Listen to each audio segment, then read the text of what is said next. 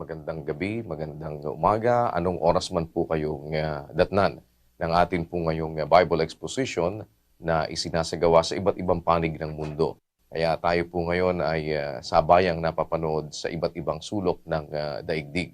At sa pagkakataong ito, ang mabibigyan po naman natin ng pansin ay ang ating mga kasama sa iba-ibang lugar ng ating venue, dyan po sa Dubai, sa Taichung, sa Taiwan, sa Cagayan Provincial Jail, sa Daet Camarines Norte, sa Agusan del Norte, sa Puerto Princesa City, Palawan. At nandyan po ang ating ding mga kasama sa Palit, Pampanga, ganun din po sa Kanumay East sa Valenzuela City. Sa pagkakataong ito, pinagkakaloob po namin sa inyo ang atin pong program host sa programang Ang Dating Daan na ipinoproduce po ng members ng Church of God International sa iba't ibang panig ng mundo. Nandyan po ang mga English version natin 24/7 na tumatakbo sa iba't ibang lugar. At ganoon din po ang ating Spanish version, ang ating pong Portuguese version, at iba't iba pa pong mga lingwahe na ginagamit natin sa pamamahayag sa pamamagitan po ng pagsasayang papawid nito 24 oras sa 7 araw sa loob ng isang linggo. Narito po ang kapatid na Eli Soriano. Kapatid na Eli, magandang araw po. Magandang araw po sa inyo mga kapatid, mga kababayan sa iba't ibang lugar. At magandang gabi naman dun sa iba pang lugar. Kung anumang oras kami makarating sa inyo. Ang atin pong Bible Exposition, ang layo nito ay matawagan ng inyong interes para sa Biblia, sa salita ng Diyos, sapagkat naniniwala po kami na ang Biblia na lang ang nalalabing pag-asa ng sangkatauhan ngayon para tayo ay mabuhay ng matiwasay sa darating na sanlibutan. Mga kababayan, isa sa mga balita ng banal na kasulatan ay ang sanlibutang darating. Sa English po, kung tawagin yan, ay the world to come. Ang sanlibutang ito po ay nakatakdang magunaw. Meron pong tinatawag na end of the world. Totoo po yan. Sapagkat kahit na sa mga siyentipiko natin itanong, pati ang araw natin, yung araw, yung sun, yung mainit na araw na nararamdaman natin ngayon, darating ang panahon na yan ay parang giant star na maluluma, sasabog, ayon sa siyensya. Pero ayon sa Biblia, may katapusan po talaga lahat yung nakikita natin. Kaya ang Diyos po ay naghanda ng isang sanlibutang darating. A new world to come.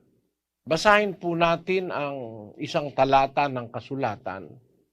Pakinggan nyo sa ikalawang Pedro Kapitulo 3, versikulo 10. Datapwat darating ang araw ng Panginoon na gaya ng magnanakaw, na ang sangkalangitan sa araw na iyan ay mapaparam na kasabay ng malaking ugong, at ang mga bagay sa langit ay mapupugnaw sa matinding init, at ang lupa at ang mga gawang nasa lupa ay pawang masusunog. Ayan, meron pong pagkagunaw ng mga bagay sa langit at pati ang lupa sa pamamagitan ng matinding init. Mayroong apoy na pupugnaw sa lahat ng bagay na umiiral sa ating paningin. Sa bagay ang di lang nila napapansin, nasa pasyon yan eh.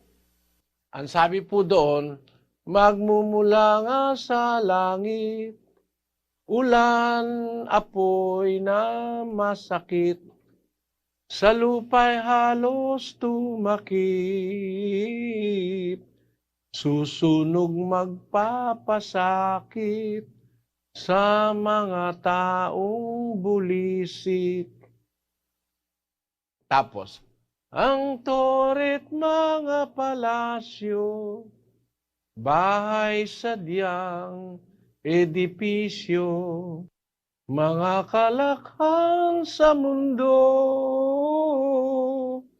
walang pagsalang totoo, magiging uling at abo. Lahat nating minamahal dito sa lupang ibabaw. Nasa hangin di pahipan, kung dumating na ang araw, para parang matutunaw. Pero ngayon, ang nakakapagtaka, maraming hindi naniniwala na ang mundo'y magugunaw. Pero meron pong mabuting balita na sinasabi ang salita ng Diyos na gumawa ng lahat ng bagay na umiiral sa panahong ito. Ang mabuting balita ay gumagawa siya ng bagong langit at bagong lupa. Kung naniniwala tayong ang Diyos ang gumawa nitong kasalukuyang langit at lupa, nasa Kanyang lahat ng kakayahan para makagawa ng isang bagong langit at bagong lupa. Ikalawang Pedro 3:13. Pakinggan nyo. Ngunit ayon sa kaniyang pangako ay naghihintay tayo ng bagong langit at ng bagong lupa na tinatahanan ng katwiran. Ayon sa Kanyang pangako, naghihintay tayo ng bagong langit at ng bagong lupa na tinatahanan ng katwiran. Bakit po gugunawin ang lupang ito? Kasi hindi na tinatahanan ng katwiran. Ang nakatahan sa lupa ngayon, puro kasakiman, inggit, away, gulo sa mga bansa, gera, kumpitensya, pagpapasama sa kapwa, sari-sari ng kalikuan ang tumatahan sa lupang ito. Yan po ang dahil kaya ang lupang ito'y gugunawin ng Diyos. 1:18 ng Sifanyas. Pakinggan nyo. Kahit ang kanilang pilak o ang kanilang gintuman ay hindi makapagliligtas sa kanila sa kaarawan ng kapuotan ng Panginoon, kundi ang buong lupain ay masusupok sa pamamagitan ng apoy ng kanyang paninibugho, sapagkat wawakasan niya, oo, isang kakilakilabot na wakas nilang lahat na nagsisitahan sa lupain. Yan po'y nakasulat sa salita ng Diyos. Sa buong Biblia, iniaanunsyo ng Diyos, ipinagpapauna ng Diyos na magkakaroon ng wakas ang lupang ito. Ngayon, para ito'y ihanda tayo mga kababayan, nangangako ang Diyos na isang Diyos na hindi maaaring magsinungaling, nangangako siya ng isang bagong langit at isang bagong lupa. Pero ang bagong langit at ang bagong lupa ay isang lugar na tinatahanan ng katwiran. Ang mga taong makakarating doon, yung mga taong marunong sumunod sa katwiran ng Diyos. Hindi yung mga taong walang katwiran. Hindi yung mga taong mamamatay ng kapwa. Hindi yung mga taong masama ang kalooban sa kapwa. Hindi yung mga taong rebelde sa paningin ng Diyos. Yung mga taong yon, paparusahan po ng Diyos yon. Pero yung mga taong susunod sa Diyos, yon ang magkakaroon ng pagkakataon sa buhay na walang hanggan sa bagong langit at sa bagong lupa. Yan po ang mensahe ng Biblia, mga kababayan, na mayroong katapusan, pero ang katapusan ay hindi katapusan. Ang katapusan po ay panibagong umpisa uli, sapagkat mag-uumpisa uli ang isang bagong langit at bagong lupa na lilikhain ng Diyos para sa mga taong susunod sa Kanya. Yan po ang dapat nating maintindihan. At yan ang magandang balitang sinasabi ng kasulatan na dapat nating maintindihan at sampalatayanan na darating po ang panahon, magkakaroon ng paghuhukom at ang tao ay hahatulan kung saan siya pupunta. Pupunta ba siya sa bagong langit at bagong lupa? O pupunta ba siya dun sa parusa dahil sa kanyang nilapastangan ang mga katotohanan at salita ng Diyos? Darating po yan. Pakinggan ninyo sa 17:31 ng Gawa. Sapagkat siya'y nagtakda ng isang araw na kaniyang ipaghuhukom sa sanglibutan ayon sa katwiran sa pamamagitan ng lalaking kanyang itinalaga, na ito'y pinatunayan niya sa lahat ng mga tao nang siya'y buhayin niyang mag-uli sa mga patay. Ayon. Nagtakda siya ng isang araw na kanyang ipaghuhukom sa sanglibutan ayon sa katwiran. Kaya po ang katwiran, mga kababayan, yan ang pinakamahalagang maintindihan natin kasi pagdating ng paghukom, ang ikaliligtas natin yung katwiran yung hustisya, yung katarungan, yung pagiging patas. Hindi pwedeng yung agrabyado ang isa, hindi po ganon. Ang tawag po dyan ay katwiran. Katwiran ng anak, katwiran ng magulang, katwiran ng asawang lalaki at babae, katwiran ng kapitbahay. Yung katwiran na nagbibigay ng isang patas na treatment o pakikitungo sa bawat isa. Yun po ang itinuturo ng Biblia. At yun po ang magiging basihan kung makakapunta ba tayo sa bagong langit at bagong lupa. Ang duda ng iba, paano mangyayari yun kung mamamatay ka na? Isa pa po sa magandang balita sa Biblia ay bubuhayin ng Diyos ang mga patay para humarap sa hukuman ng ating Panginoon. Para yung inagrabyado ay mabigyan ng katarungan. Yung nang agrabyado, mabigyan din ng katarungan. Kasi kung pagkatapos nating mamatay ay wala na, lalabas meron pong mga agrabyado. Hindi naman naipagtanggol ng abogado. Kaya yung naagrabyado, agrabyado lang siya, wala siyang paraang makaganti. Kaya meron pong paghuhukom, mga kababayan. Sinasabi yan ng kasulatan, nagtakda ang Diyos ng isang araw na kanyang ipaghuhukom. At para maganap yun, bubuhayin pong mag-uli ang lahat ng mga taong namatay. Basahin natin ang 5:28 ng Juan. Huwag ninyong ipanggilalas ito, sapagkat dumarating ang oras na ang lahat ng nangasalibingan ay makaririnig ng kaniyang tinig. At magsisilabas ang mga nagsigawa ng mabuti ay sa pagkabuhay na mag-uli sa buhay, at ang mga nagsigawa ng masama ay sa pagkabuhay na mag-uli sa paghatol. Isa po yung katotohanan kung bagaman ayaw paniwalaan ng iba ay totoong mangyayari. Ang sabi ng Biblia, darating ang araw, maririnig ng lahat ng mga patay ang tinig ng anak ng Diyos. At magsisilabas ang gumawa ng mabuti, lalabas sa libingan, sa pagkabuhay na mag-uli sa buhay, at ang nagsigawa ng masamay sa pagkabuhay na mag-uli sa paghatol. Actually, nasa pasyon pa rin yan Doon sa balye ni Josaphat, ay hihipan ang pakakak. Ngayon, na ipupukaw sa lahat, ang anghel ay magtatawag, ito ang ipangungusap. Bangon kayo, mga patay, magsidulog kayong tunay sa mataas na hukuman, nyaong sumakop sa tanan, haring makapangyarihan. Ayun, nasa pasyon po yan Pinaniwalaan niya ng mga naunang protestante. Ngayon po, ang Katoliko, ang Protestante, marami na nagiging ateista. Ayaw nang maniwala sa Diyos. Meron mga tao, agnostics na tinatawag, ayaw maniwala na sa Diyos.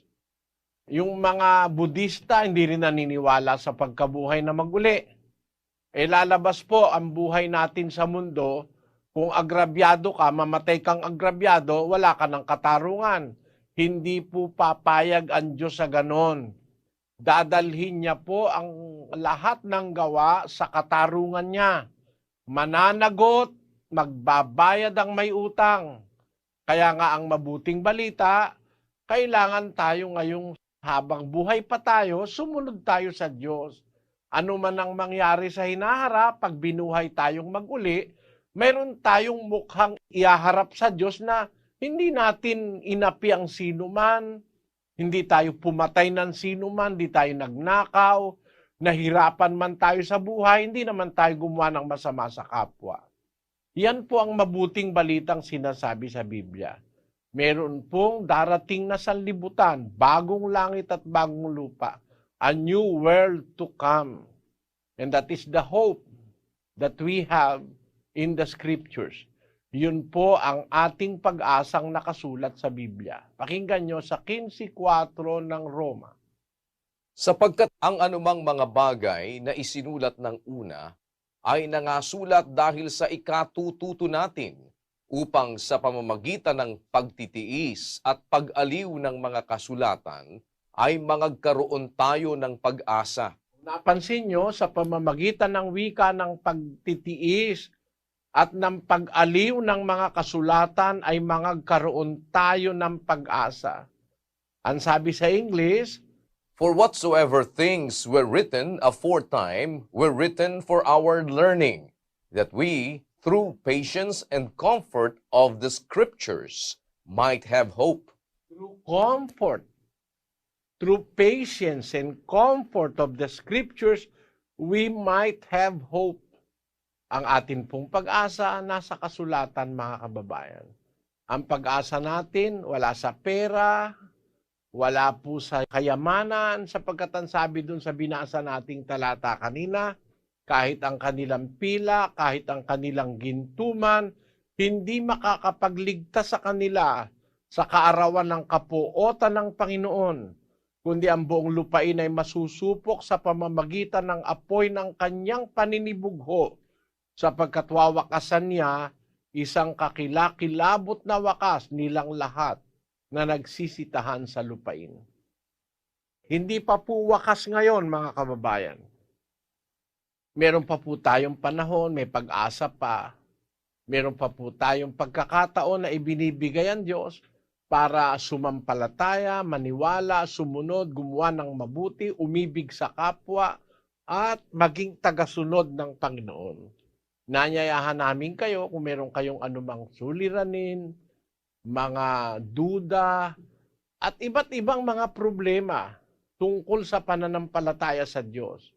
May kinalaman sa ating kaligtasan, nanyayahan namin kayo ngayon sa ating Bible exposition na itanong po ninyo ang anumang duda, anumang inyong laban ng loob, anuman ang inyong suliranin, may handa pong sagot ang Diyos sa Biblia, babasahin lang po namin.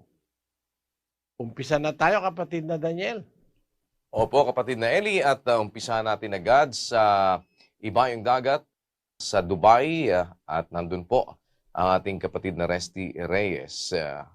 Kapatid na Resty, go ahead please. Opo, kapatid na Daniel, kapatid na Eli, magandang umaga po sa inyong lugar, kapatid na Eli. Magandang gabi po sa inyong lugar, kapatid na Daniel.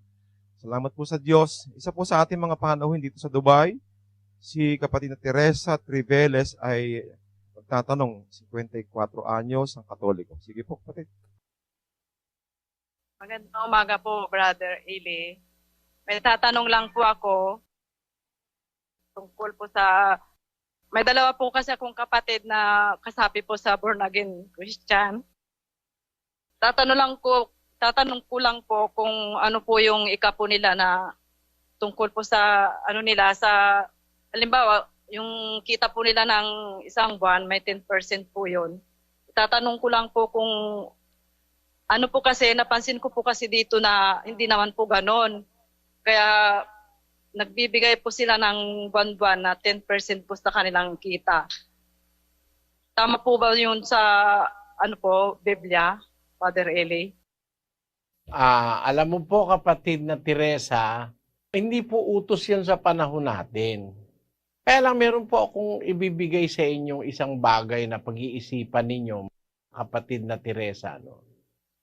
Kung halimbawa po sana tama yung sinasapian ng inyong mga kapatid, dalawa kanyo sila, kung tama yon at saka yun po ay mabuting samahan, ang aral ay totoo, okay na yun eh. Magbigay sila ng 10%. Kung maliligtas naman sila eh. Maliit lang pong bagay yung 10% pagka ikukumpara mo sa kaligtasan. Kasi ang kaligtasan po hindi naman po mabibili yan ng pera. Kung talagang utos ng Diyos yung 10% para sa kanila at tama naman yung samahan nila, okay lang po sana yun eh. Kaya lang hindi po okay kasi ang mga relihiyon po ngayon, ginagawa nilang negosyo ang relihiyon para magpayaman sa kanilang sarili. Hindi naman po nila ginagamit yan sa bagay ng Diyos eh. Ang ibig ko lang sabihin mga kapatid dito sa puntong ito, ang mga nagre-relihiyon ngayon, ginamit po ang relihiyon para magpayaman.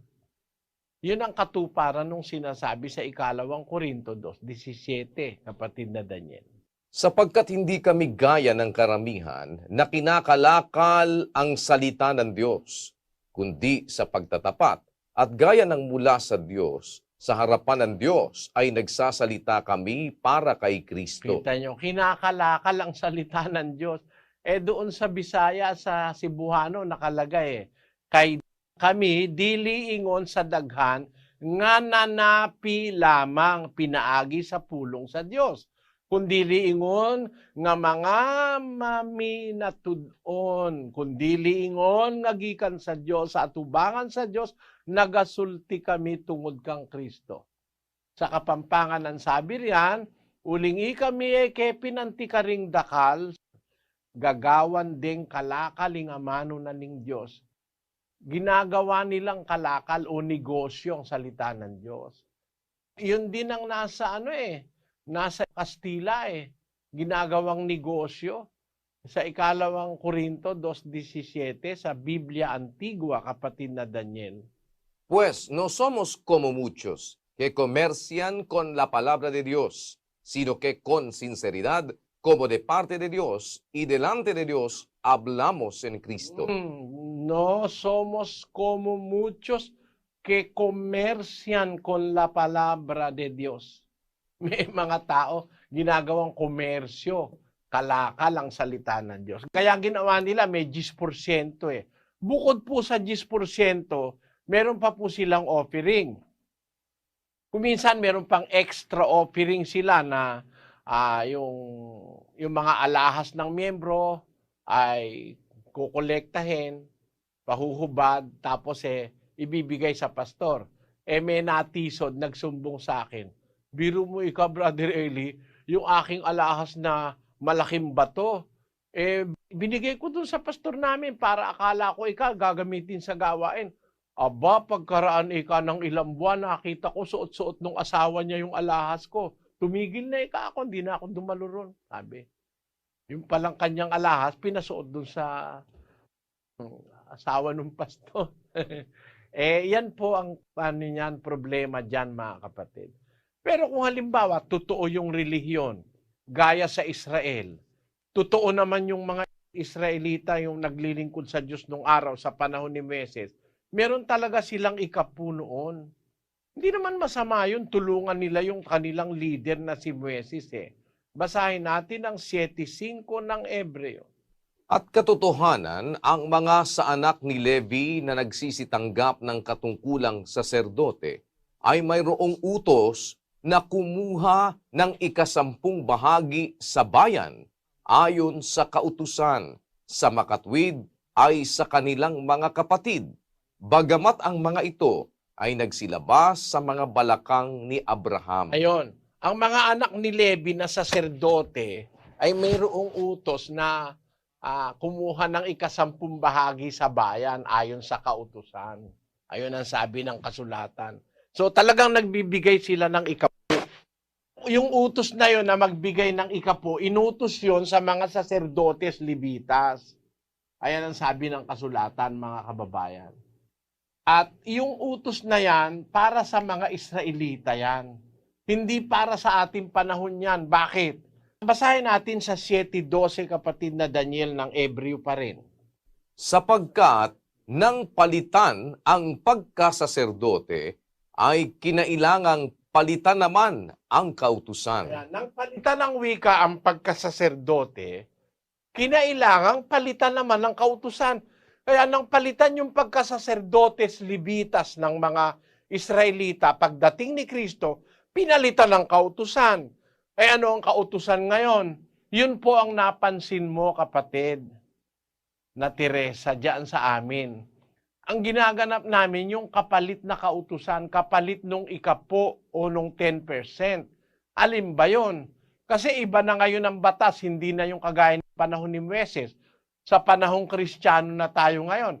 Ano ang batas ni Kristo? Pakinggan nyo sa 2 Korinto 9:7. Magbigay ang bawat isa ayon sa ipinasya ng kaniyang puso, huwag mabigat sa loob o dahil sa pinipilit, sapagkat iniibig ng Diyos ang nagbibigay na masaya. Ayon, ang batas po ngayon, kapatid na Teresa, magbigay bawat isa ayon sa pasya ng kanyang puso.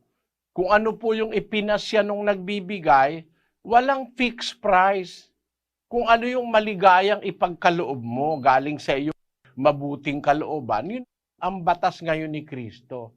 Magkaiba po kasi yung batas ni Moises kaysa sa batas ni Kristo. Yun pong pagbibigay ng 10%, bahagi po yun ng batas ni Moises. Basahin natin ang 13:39 ng Gawa. At sa pamamagitan niya, ang bawat nananampalataya ay inaaring ganap sa lahat ng mga bagay, na sa mga ito'y hindi kayo aariing ganap sa pamamagitan ng kautusan ni Moises. Ayon, sa pamamagitan ni Kristo sa ating panahon, pagka sumampalataya ka, inaari kang ganap sa lahat ng bagay. You are justified. In which you cannot be justified by the law of Moses. Yung law of Moses ngayon, hindi na yun ang umiiral. Kaya you will not attain justification under the law of Moses in the Christian dispensation. We will only be justified by believing and following the teachings of the Lord Jesus Christ. Hindi na po yung batas ni Moises. Kaya hindi na yung ikapo ang aming itinuturo, kapatid na Teresa. Ang kapatid dito nagbibigay ayon sa pasya ng kanyang puso. Yung maligaya niyang ibigay sapagkat iniibig ng Diyos ang nagbibigay na masaya. Dapat yung nagbibigay ka, hindi ka malungkot, hindi ka parang pinipilit, hindi ka parang may duda, kundi yung masayang gusto mong ibigay. Yun po ang batas ngayon, kapatid. At yung ginagawa dun sa mga kapatid yung nasa born again, mali po yun kasi hindi na po batas yung ikapo. Sana po naintindihan ninyo ang sagot. So, inanyayahan ko po kayong lahat makinig nung ating sinasagawang pag-aaral ng doktrina ni Kristo. Alam nyo, pagka nakinig kayo mga kababayan doon, mauubos ang tanong nyo. Lahat ng may kinalaman sa kautusan ni Kristo, mapapakinggan nyo. Kumpleto. Kasi yun po ang utos ni Kristo eh. Yumaong kayo sa lahat ng bansa, ipangaral ninyo ang ebanghelyo, gawa kayo ng alagad, bautismohan nyo sila sa pangalan ng Ama, ng Anak, ng Espiritu Santo, ituro nyo sa kanila, kanilang ganapin lahat ng mga bagay na iniuutos ko sa inyo. Kalooban po ni Kristo, maituro yung lahat ng aral niya. Yun po ang ating ginagawa sa mass indoctrination. Yung pag-aaral ng doktrina, ituturo lahat ng aral ni Kristo na dapat nating sundin sa loob ng iglesia. Sana po dalo kayo. Maraming salamat, kapatid na Teresa. Salamat po. At mula po dyan sa Dubai ay punta po tayo sa Taiwan, sa Taichung. Si kapatid na Oliver Legaspi. Go ahead, Taiwan, please. Magandang gabi po, kapatid na Eli at kapatid na Daniel. Ang magtatanong po dito po sa dako ng Taiwan ay si Brad Alvin Gonzalez. 34 years old po at under indoctrination po siya. Gandang gabi po, Kadeli. Gusto lang pong malinawan sa nakasulat po sa Mateo 21:12. Sabi po sinaboy po ni Jesus yung mga mamimili sa templo ng Diyos. di ba po nakasabi sa Bible din po na ang Diyos ay hindi po nananahan sa templong gawa ng kamay. Tama yung observation mo, kapatid na Alvin. Ang aral na sinasabi mo, yung tinuro ni San Pablo, siguro mga 34 taon pagkatapos na mangyari ang ginawa ni Kristo, ay nagturo si Pablo ng ganito sa 17:24 ng Gawa. Ang Diyos na gumawa ng sanlibutan at ng lahat ng mga bagay na naririto, siya, palibhasay Panginoon ng langit at ng lupa, ay hindi tumatahan sa mga templong ginawa ng mga kamay. Ayon. Iyon ay isang spiritual fact. Isang fact, spiritual truth, na ang Diyos na gumawa ng buong sanlibutan, napakalawak ng sanlibutan, ng universo, patitirahin mo ba siya ngayon dun sa ginawa lang ng kamay mo? Makakagawa naman siya ng kanyang titirahan. Kasi yung Diyos nakakagawa ng buong sanlibutan, ng napakalawak na universo. Tapos papatirahin mo dun sa ginawa lang ng kamay ng tao. Yung ginawa ng kamay ng tao, batot simento lang naman yon. Kaya ang sabi ni Pablo, yung katotohanan talaga, hindi tumatahan ng Diyos doon. Kasi sabi sa Biblia, yun daw butike, kahit sa bahay ng hari, nakakatira yung butike. Bibigla ka na lang, wala namang nagdala ng butike. Tapos meron ka na makikitang butike. Nagdaan ako dun sa Hampton Palace, ayon. Nakakita akong butike. Sabi ko talagang tama yun sa Biblia, no? Meron kasi talagang kahit bahay ng hari, pinupuntahan ng butike. Ibig sabihin, yun ang nakatira dyan. Pero ang Diyos, hindi nakatira dyan. Kasi yung ginawa ni Solomon na templo sa Israel nung araw, ay tinatawag ni Solomon na bahay ng Diyos. Pero ang sabi ng Diyos, yung kanyang bahay tatawaging bahay panalanginan. Hindi bahay ng Diyos talaga, kundi tawagin man ni Solomon na bahay ng Diyos yon, pero hindi naman nakatira ang Diyos doon. Kaya tatawagin yung bahay panalanginan. 56:7 ni Isaias. Pakinggan nyo. Sila ay dadalhin ko sa aking banal na bundok at papagkakatuwain ko sila sa aking bahay na dalanginan. Ang kanilang mga handog na susunugin at ang kanilang mga hain ay tatanggapin sa aking dambana, sapagkat ang aking bahay ay tatawaging bahay na panalanginan para sa lahat ng mga bayan. Ayun, yung tinatawag na templo sa Israel, tatawaging bahay panalanginan, house of prayer. Doon mananalangin ang kanyang mga anak na mga lingkod niya sa Israel. Yun ang talagang katotohanan doon. Pero para sabihin mong bahay ng Diyos yun, na ang Diyos ang nakatira roon, hindi tama yun. Itinama ni Pablo yung konsepto ng mga Israelita na yun ay bahay ng Diyos.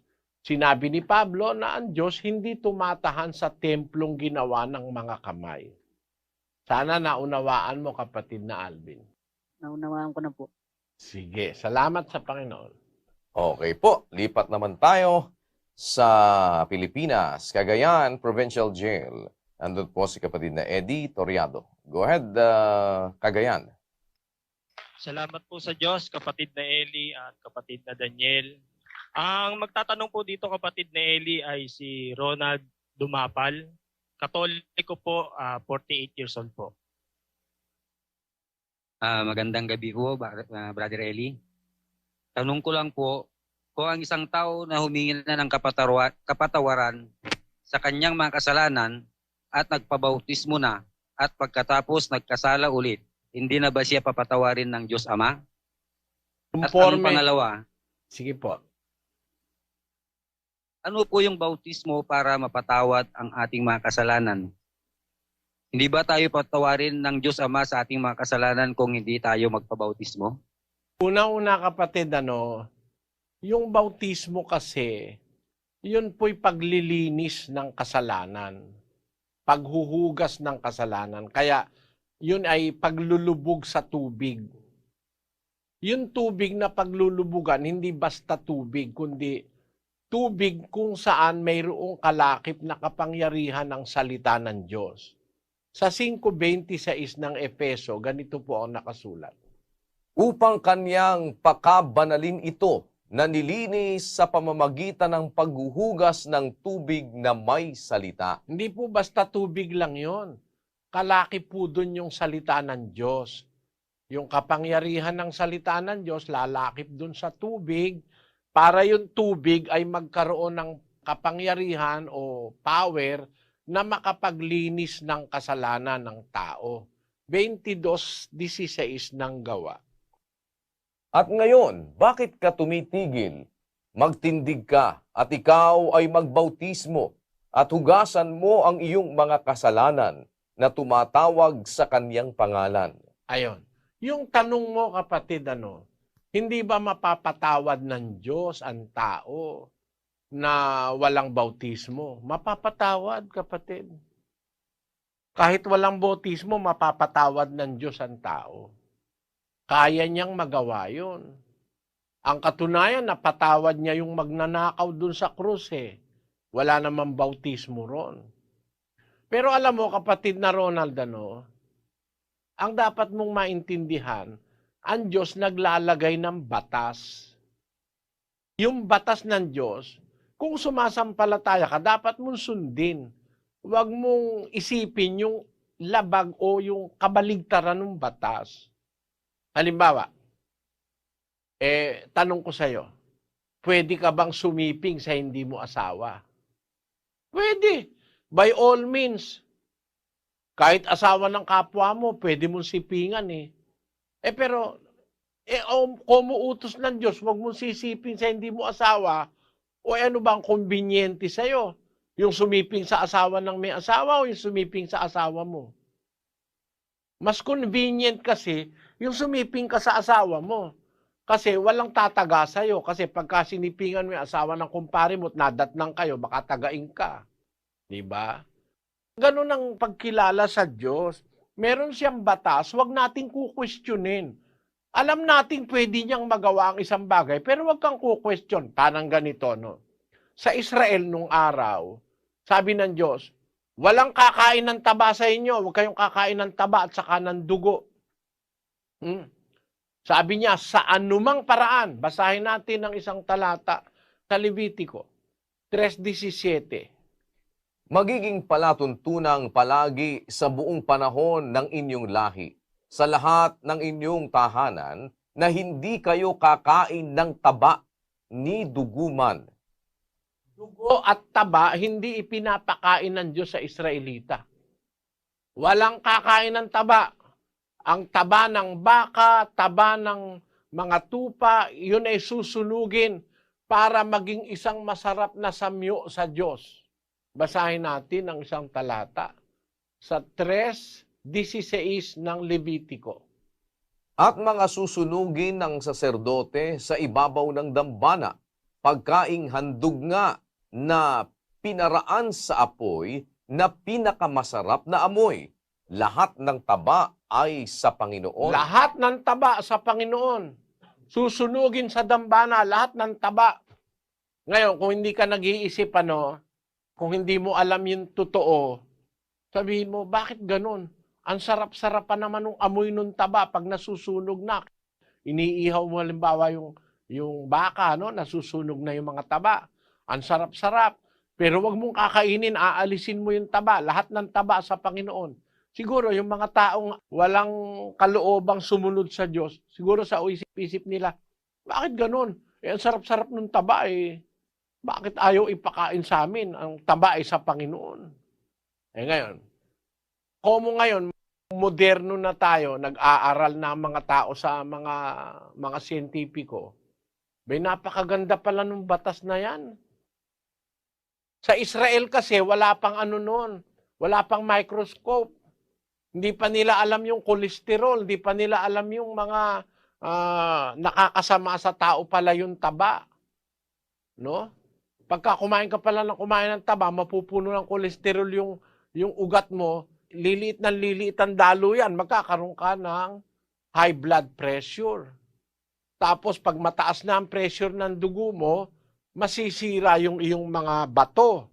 Kasi Pagka may mataas na pressure ng dugo, nasisira yung mga ano ng bato, yung mga, ang tawag doon, mga nerves. Kaya ang bato masisira. Kaya ngayon maraming tao, sira ang bato, nagpapadialysis. Nanggagaling po yan sa kakakain ng mga taba, sa high blood pressure, isa sa pinanggagalingan yan, isa rin yung pinanggagalingan niya yung pagkain ng mga kung ano-anong may chemical. Yan. Nung pala sa panahong Israel, kung hindi man nila naiintindihan na kung may takot sila sa Diyos, hindi nila kinakain ng taba. Maganda pala yun sa tao, huwag kang kakain ng taba. Ngayon, naiintindihan na natin ba't sinabi ng Diyos sa Israel, huwag kayong kakain ng taba, lahat ng taba sa Panginoon. Kung iisipin mo lang, aanin ba ng Diyos yun? Kakainin ba ng Diyos yun? Hindi na makakainin ng Diyos yung taba Kaya niya lang sinabing, lahat ng taba ay sa Panginoon para wag kang kumain ng taba kung gumagalang ka sa Diyos. At pag hindi ka kumain ng taba, ikaw ang makikinabang kasi hindi ka magkakaroon ng sakit sa puso at saka sa cardiovascular system. Marami pong implikasyon ng pagkain ng taba sa tao. Nakakaano po yan, nakaka-cause ng mga degenerative diseases na mga matitinding sakit. Nakakasira pati ng atay. Ng kung ano-anong mga organs ng katawan. Kaya naiintindihan natin ngayon yung sinabi sa Israelita, libo-libong taon na nakakaraan. Kaya pala bawal ng Diyos ang taba para ang tao na susunod ay mapabuti. Ngayon, sabi ng Diyos, magpabautismo ka. Kukwestiyonin ba natin yon? Ang Diyos ay mapagmahal na Diyos. Pag nag-utos siya, alam niya kung anong dahilan, ba't niya inuutos. Bakit ang kailangan ng bautismo? Ang isang sikreto kasi ng bautismo, kapatid, ganito. Sa 12:43 ni Mateo, pakinggan niyo mga kababayan. Datapwat ang karumal-dumal na espiritu kung siya'y lumabas sa tao, ay lumalakad sa mga dakong walang tubig na humahanap ng kapahingahan at hindi makasumpong. Nakita mo kapatid, yung espiritong masama pala pag lumabas sa tao, naghahanap ng dakong walang tubig. Bakit? Yung masamang espiritu takot sa tubig. Lalo na yung tubig na may salita ng Diyos. May kapangyarihan ng Diyos. Kaya ang mga nababautismuhan, lumalabas yung masasamang espiritu, kagaya ni Maria Magdalena. Basahin natin ang Lucas Kapitulo 8, versikulo 2. At ang ilang babae na pinagaling sa masasamang espiritu at sa mga sakit, si Maria na tinatawag na Magdalena, na sa kanya'y 7 demonyo ang nagsilabas. Ayun. Kung asa ng tubig, kapatid, kung asa ng tubig, natatalo yung hangin Talo ng tubig yung hangin. Kaya pag dumating ang tubig, lalabas ang hangin. Subukan nyo, experiment nyo, scientifically. Kung saan makakarating ang tubig, lalabas ang hangin. That is a principle in science. Lighter kasi yung hangin kaysa sa tubig. Ang espiritu po parang hangin. Ang espiritu parang hangin. Yung masasamang espiritu, pagka inilubog ka sa bautismo, lalabas yun sa pagkatao mo. Takot sila sa tubig na may kalakip na salita ng Diyos. Kaya alam nyo, ang salita ng Diyos itinulad sa tubig Ang isang kahulugan panlinis yung tubig. At yung tubig, pantaboy ng hangin. Yung espiritong masama na parang hangin, lalaya sa'yo pagka ikaw ay nalubog sa bautismo. Basahin natin ang Hebreo 1, versikulo 7.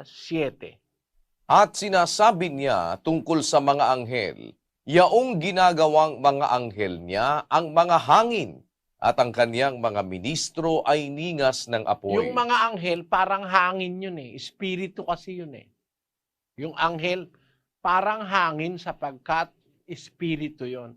Ang maikukumpara natin sa espiritu, sa alam natin, sa alam nating mga tao, Ang mapapagkumparahan natin ng espiritu ay yung hangin. Yung hangin parang espiritu. Kaya ang bautismo ay iniutos ng Panginoong Jesucristo para paalisin lahat ng masasamang espiritu sa pagkatao ng isang taong sumasampalataya. Tama yung sabi mo, kapatid eh. Pwede ka naman patawarin ng Diyos sa kasalanan na walang bautismo. Pero isang paraan kaya niya sinabi yun na magbautismo, yun ang paraan para palabasin ang masasamang espiritu. Karanasan ko yun eh. Nakita ko yung katuparan nun. Meron akong kilalang mga tao na merong masasamang espiritu sa pagkatao, pero pagkatapos ng bautismo, nawala. Yun lang, kapatid, na isa doon sa Halang Santa Maria, Bulacan eh. Yung tao na yon, isasaksak yung karayom sa kanyang braso, may sinulid. Yung karayom. Tapos huhugutin niya kasama sinulid. Tignan mo, wala naman sugat. Hindi siya nasasaktan. Kasi meron siyang masamang espiritu sa katawan. Nakakagawa siya ng parang magic. Meron pang isang babae doon sa Magalang, Pampanga, si kapatid na Karning. Ayan, o, ayan. Yan, yung babae na yan, 6 na lalaki may hawak, hindi mapigilan eh. Kasi may masamang espiritu siya sa katawan. Pero nung mabautismohan siya, nawala.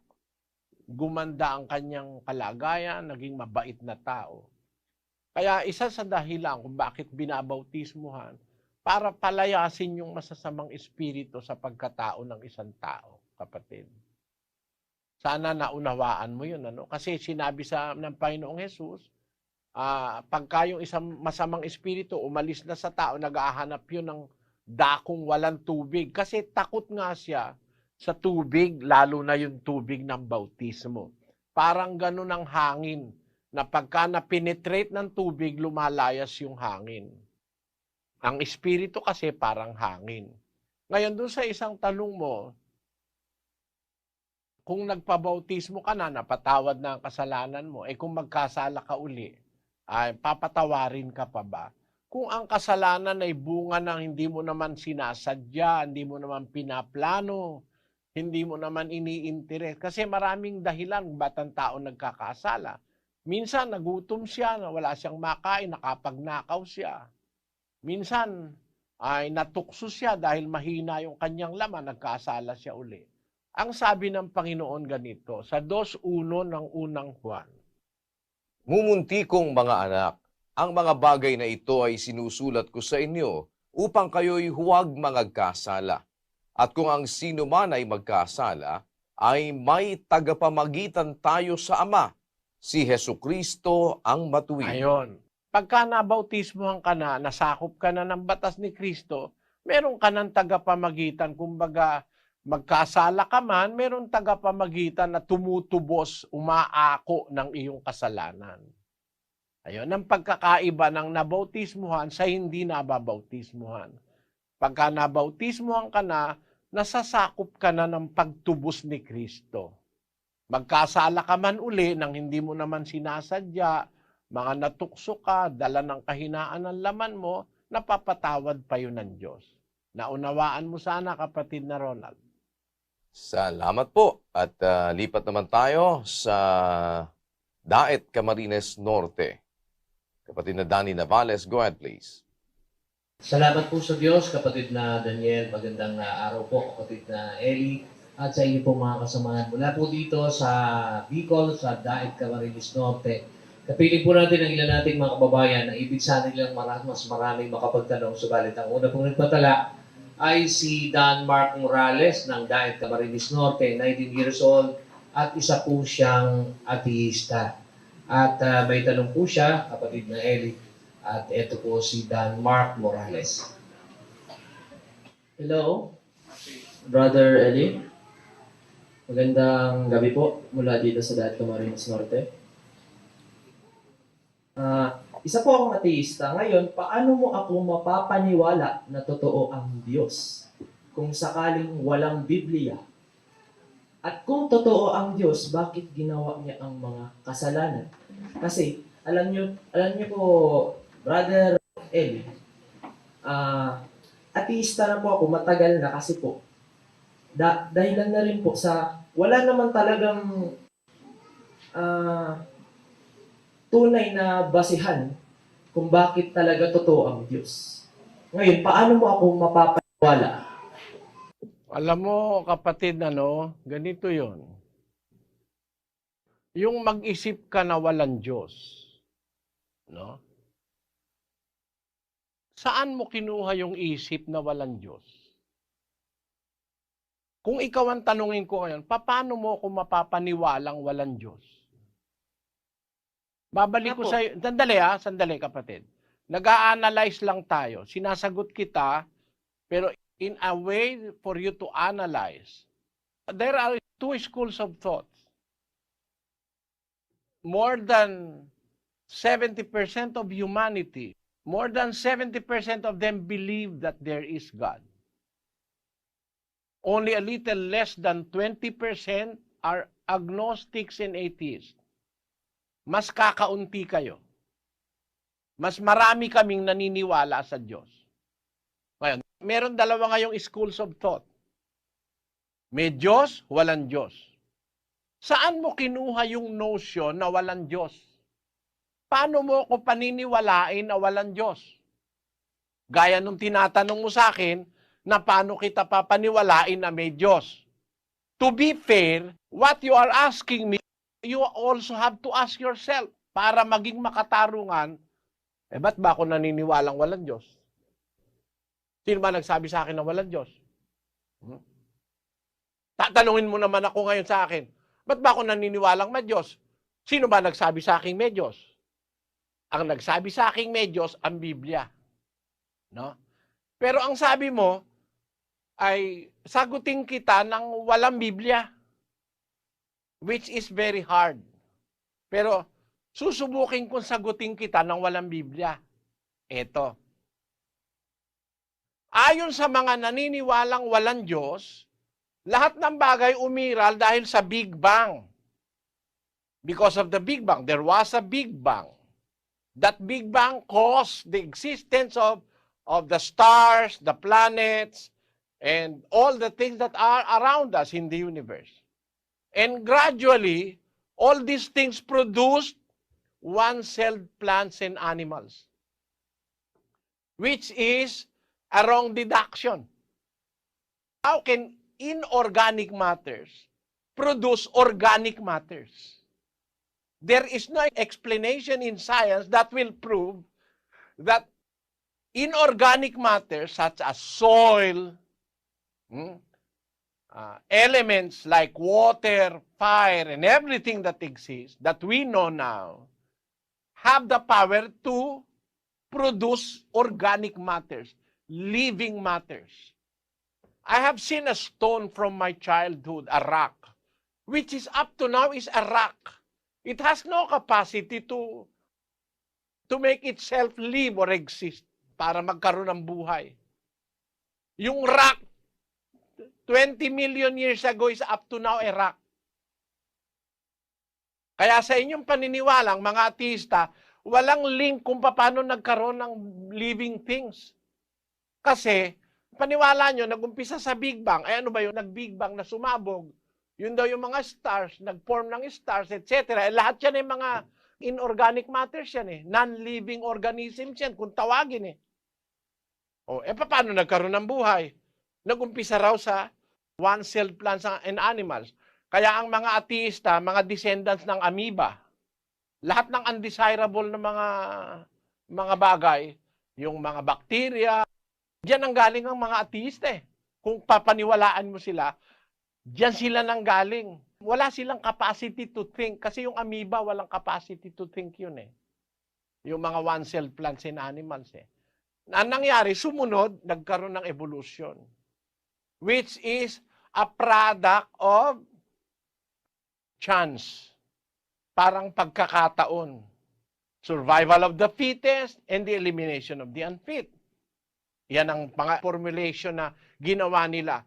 Yung natural selection, survival of the fittest, elimination of the unfit, pagkatapos ay yung sinasabi nilang cause and effect sa environment. Yun ang nagmolde para nagkaroon ng tao na ateista ngayon. Ngayon, kung pag-aaralan natin yan, kapatid, walang base yan eh. The Big Bang cannot be true. Ang definition kasi ng mga scientists sa Big Bang, pakibasa mo nga, Sis Luz. Ito po, the Big Bang Theory. The Big Bang Theory has been accepted by a majority of scientists today. It theorizes that a large quantity of nothing decided to pack tightly together and then explode outward into hydrogen and helium. This gas is said to have flowed outward through frictionless space. Frictionless, so the outflowing gas cannot stop or slow down to eventually form stars, galaxies, planets, and moons. Yan ang paniniwala ng ateista, Big Bang. It's a theory that a large quantity of nothing decided to pack tightly together and then explode outward into hydrogen and helium. Is that scientific? No. That is anti-scientific. Why? How can a large quantity of nothing, how can you quantify nothing? Even their explanation of the Big Bang Theory is not sensible. It is inane. It is insane. How can you quantify nothing? A large quantity of nothing decided to pack tightly together? Where will the decision come from? From the nothing? Then, again, after deciding to pack tightly together, they decided again to explode, to do things which are directly opposite one another. How can this theory be true? Nothing can decide for themselves to do two things directly opposite, to pack together and to explode, for the stars to be there and the galaxies to be there. People with scientific mind will not believe the Big Bang Theory. It is just like saying that it is an accident. The Big Bang Theory is just like an accident. And how can an accident produce things which are very, very orderly? Let us use observatory science. Mag-observe ka ngayon, kapatid. Can accident produce things that seemingly are planned to exist? Planned to exist. Why? Makikita mo yung relationship ng all living things. Plants support animal life. Animal life support plant life. There is an exchange of benefits between the two kingdoms, the animal kingdom and the plant kingdom. The plant kingdom uses carbon dioxide to produce its food and to grow. In the process of photosynthesis, while plant is producing their food, their byproduct of the manufacture of their food for them to grow and to exist is oxygen, which is in turn used by the animal kingdom, very necessary for the animal kingdom, especially to man, to have a constant supply of oxygen. And that oxygen will later on, after being used by humans and animals, will be turned into carbon dioxide, which is needed by the other part of the kingdom, the animal and the plant kingdom. Can this be a product of an accident? Or can this be an intent of somebody who created everything to exist? Isipin mo, no? Bakit ang carnivores merong shorter intestine than the herbivores? Bakit? Kasi yung herbivores, kaya merong larger intestine to give way for a much longer digestion of food. At bakit yung mga, kagaya ng mga baka, mga tupa, merong 4 chambers ng stomach to make use of the cellulose in plants, which is not fit for for humans because we were not created to be herbivores. Yun ba produkto ng aksidente? Na iba ang ating bituka kaysa sa bituka ng mga cattle kumakain ng damo?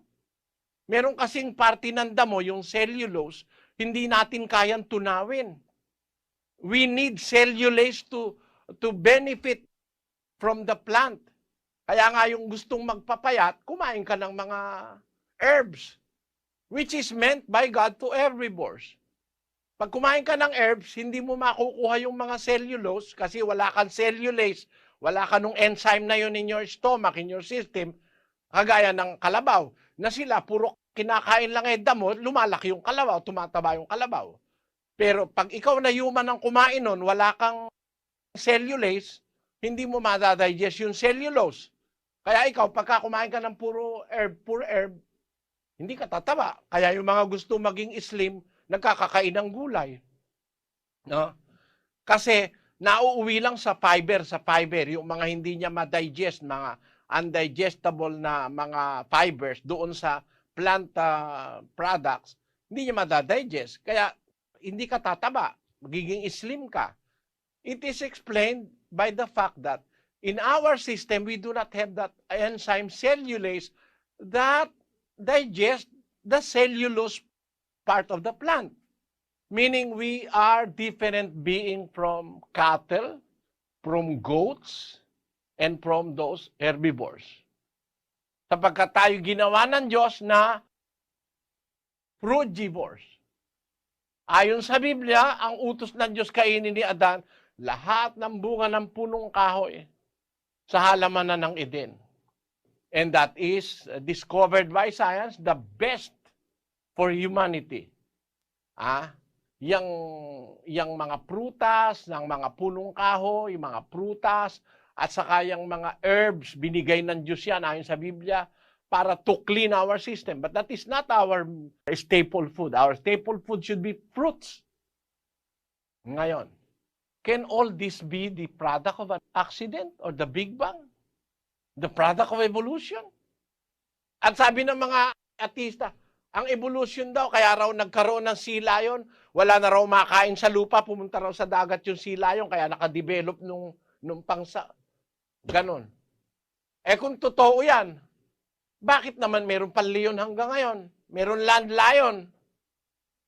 At kung totoo yung evolusyon, bakit hanggang ngayon may bakterya pa?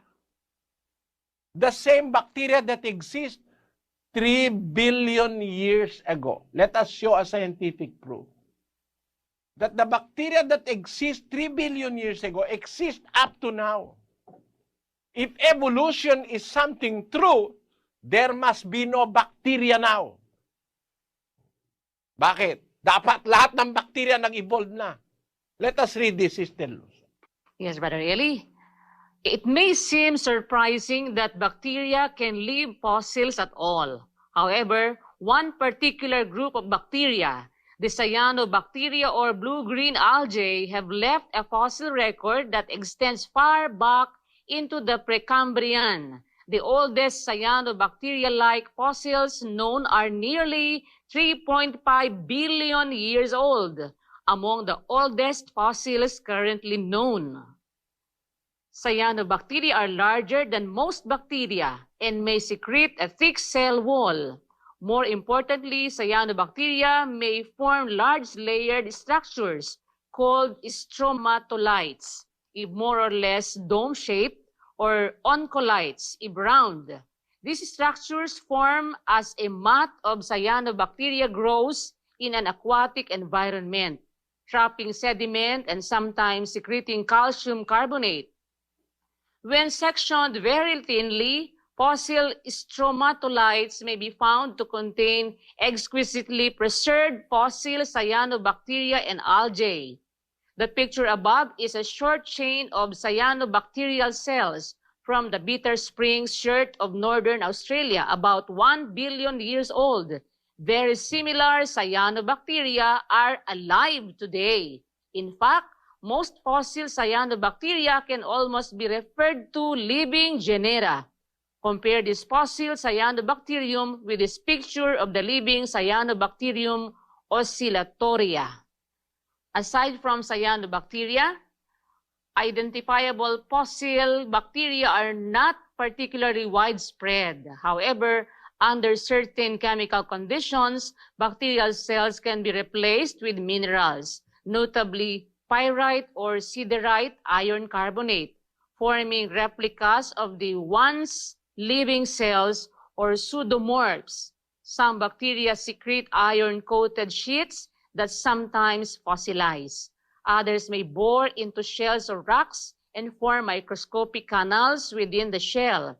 Such bacteria are referred to as endolytic, and their borings can be recognized all through the Phanerozoic. Bacteria have also been found in amber fossilized tree resin and in mummified tissues. It is also sometimes possible to infer the presence of disease-causing bacteria from fossil bones that show signs of having been infected when the animal was alive. Perhaps most amazing are the fossils left by Magnetobacteria, a group of bacteria which form tiny nanometer-sized crystals of magnetite, iron oxide, inside their cells. Magnetite crystals and identifiable as bacterial products have been found in rocks as old as 2 billion years at a size of a few hundred millionths of a meter. These hold the record for the smallest fossils. Tingnan mo, yung palang bacteria that have existed 3.5 billion years ago, yung cyanobacteria, hanggang ngayon may cyanobacteria, ba't hindi nag-i-evolve? Ba't meron cyanobacteria pa rin? If the process of evolution believed by atheists is true, dapat wala ng bacteria ngayon. Dapat wala ng one-cell plant in animal ngayon. Pero, our microbiology proves that authenticity of the Word of God in the Bible. That what He made cannot be unmade. Ang ginawa ng Diyos, hindi mababago ng kahit sino pa. Ang ginawa niya, magiging magpakailanman. Kaya ang bakterya, talagang bakterya yan, hindi magiging tao yan. Basahin natin ang Ecclesiastes 3:14. Nalalaman ko na anumang ginagawa ng Diyos, magiging magpakailan paman, walang bagay na maidadagdag o anumang bagay na maaalis, at ginawa ng Diyos upang ang tao ay matakot sa harap niya. Kita mo? Ito ba matututulan ng siyensya? Na ang ginawa ng Diyos, hindi mo kayang dagdagan at hindi mo kayang ialis. Halimbawa, ginawa niya na ikaw ay dalawa ang kamay mo. Regularly, magiging dalawa ang kamay because of microbiology. Through microbiology, thanks God for the invention of high-powered microscope. I am now one of the recipients of the benefits of studying microbiology. Why? In my high school days, we do not know DNA. We do not know the genes. We do not know the chromosomes. You can find or survey the books that I have used in high school. There's no such thing as genes, chromosomes, etc. But now, because of the science of microbiology, thanks God, because of the invention of high-powered microscope, we were able to penetrate the cells. And penetrating the cells, we have found things that exist in the cells. And microbiology have proved that the cell is a universe by itself, with the proton, the neuron, and the atom there, and there are still other things there. And that is the DNA, that is the chromosomes. Those are the things that are wonderful to know now. Ano yon? Every living thing has its DNA, has its genes. And every living thing has the pattern of the offspring in the DNA. Kung ano yung nakasulat sa DNA, which is the blueprint, will be transferred from the parent to the child or to the offspring.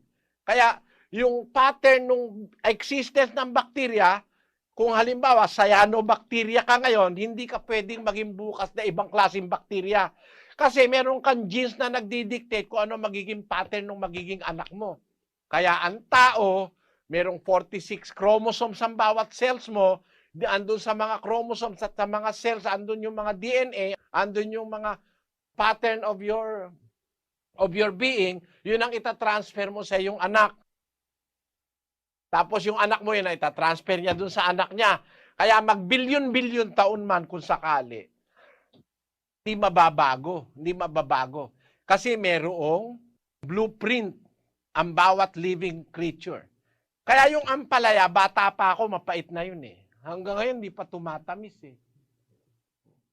Kahit lahat ng tao sabihin, mag-evolve ka, maging matamis ka, hindi tatamis yun. Talagang it was intended by God na mapait. At yung sili naman, maanghang yon. Pagka ang sili nag-evolve, malulungkot ang mga taga Bicol. Mawawalan sila ng panlagay sa ginataan nila. Sa Bicol Express. It was meant by God to produce that substance which we call hot, yung mga sili, habang panahon sili yan. Hindi po pwedeng hindi sili yan. Dahil nakalagay sa kanyang DNA, sa genes niya, yung kanyang isusunod na lahi. Yun ang sinasabi sa Biblia, kapatid. Ngayon, ang Biblia nung isulat, wala pang microscope.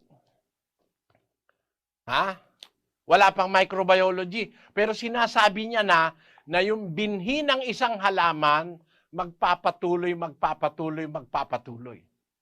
Yun ang nagpapatunay na totoo ang Biblia. Bakit?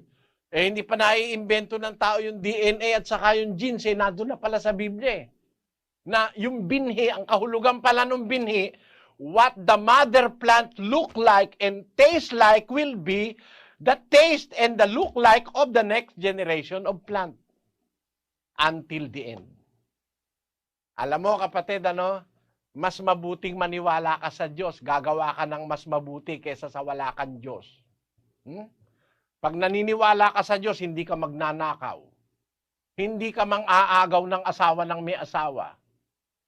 Gagalang mo ang tatay mo at nanay mo. Kasi sabi ng Diyos yun, igalang mo ang iyong ama at ang iyong ina. Igalang mo ang iyong mga magulang. Yung tiyuhin mo, yung tiyahin mo. Pag sinabi mo walang Diyos, huwag ka nang gumalang sa magulang mo. Kasi yung ideya na yung galang sa Diyos yun eh. Yung sinabing, huwag kang papatay, gagawa ka ng mabuti sa kapwa, galing sa Diyos yun eh. Nasa Biblia yun. Ngayon, para sabihin mo sa akin, alisin ko ang Biblia para patunayan kong may Diyos, kaya kong patunayang may Diyos. There is an intelligent designer of life. Everything that exists now came from an intelligent designer. Everything that exists was meant to exist the way it must exist. And that way is a way of justice. Is a way of fairness. You give and you take. You take and you give. You give and you take. That is necessary for life. Everything on this earth exists to give and to take.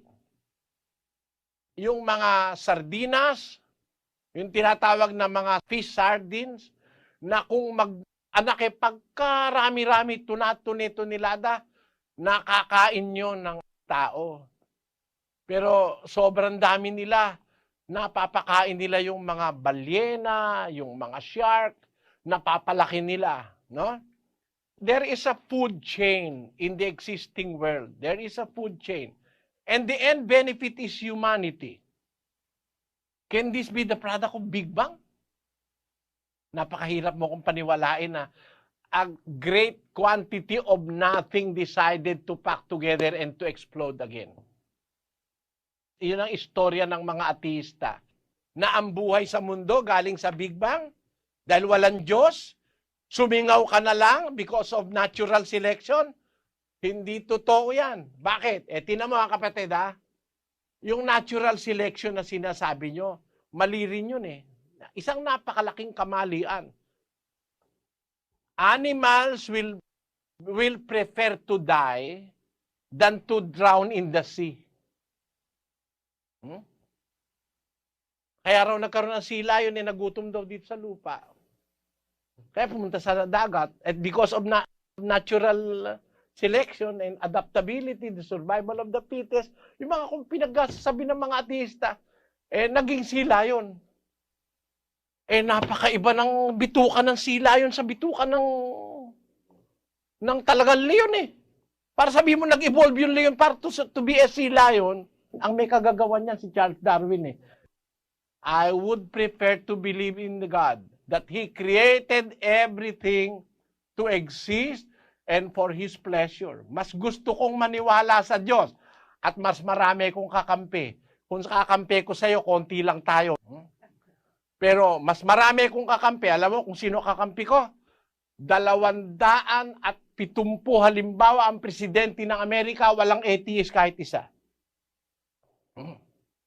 Lahat sila naniniwala sa Biblia. Ang mga siyentipiko na nakaimbento ng pinakamagagandang mga makinarya na ginagamit ng tao ngayon naniniwala sa Diyos. Bakit? Ang tinignan nila yung model ng Diyos.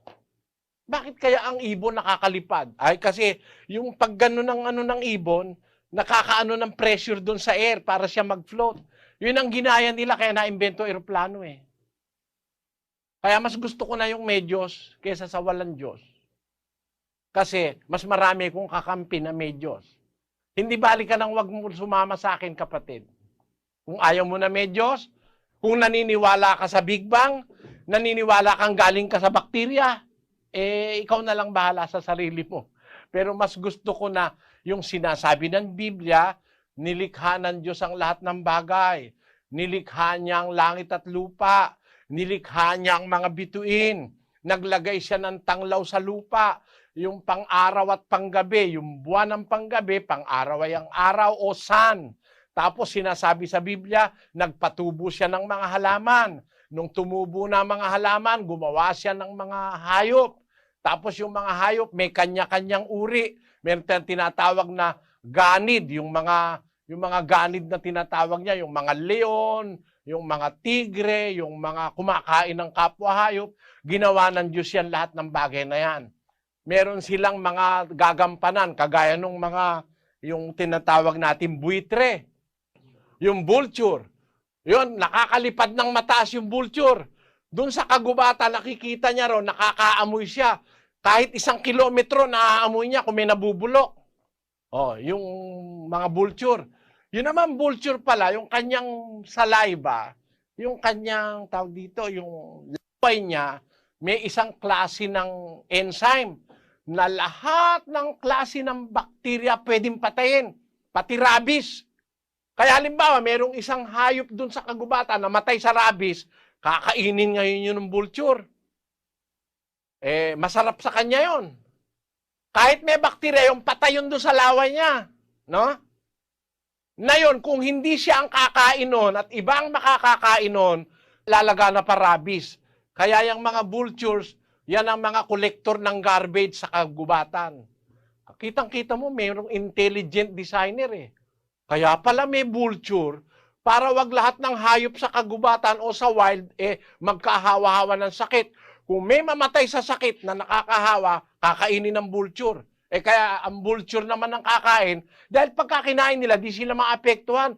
Yung kanilang enzyme sa saliva nila, mapapatay ang halos lahat ng existing and known bacteria. Yan ba, maipapaliwanag mo ba yan sa Big Bang? Ano nang Big Bang ang magpapaliwanag dyan? Bakit nagkaroon ng isang klase ng enzyme, yung laway ng vulture, na kayang patayin lahat ng bakterya? Kasi it was intended by the Creator na maging collector ng garbage sa mga kagubatan. Kasi walang nakakarating na tao ron, masisira ang mga hayop doon, magkakahawa-hawa. Kaya yun ang nature's garbage collector. Yung mga vulture. Mabuti yan, basahin mo na ito, Sis Luz. Opo, ayan. Nature's garbage men. Turkey vultures are able to eat carrion and contaminated meat due to specialized digestive enzymes and bacteria in their systems. These enzymes destroy hog cholera, rabies, and other contagious diseases in their digestive system that would be spread if another animal ate the contaminated carcass. For this reason, farmers will often drag an animal that died for an unknown reason or just because he does not want to dig a hole out into a field and allow the vultures to pick the bones clean. The extent of the useful life of this unique germ-fighting enzyme, the turkey vulture will allow its pieces to drop straight down onto its own legs and coat them with the enzyme. This prevents the bird from contracting diseases through cuts on its legs and feet while standing in a carcass. Yan ang mga garbage collector doon sa mga lugar na hindi mararating ng tao. Kasi may namatay ng kagaya ng tinatawag nilang masamang sakit ng baka, anthrax. Pagka may bakang namatay in the wild, may anthrax, makain ng ibang hayop yun, makain ng leon, patay ang leon. Kaya ang leon, di naman kumakain ng patay. Ang hinahabol ng leon ay yung mga buhay. Tamo, talagang ang existence ng leon, kakain siya ng buhay. Pero kung merong mamamatay sa sakit, gumawa ang Diyos ng kakain naman ng patay. Yun yung mga vultures. Para malinis yung mga kagubatan. Ito bang lahat ng ito is a product of accident or is the product of an intelligent designer?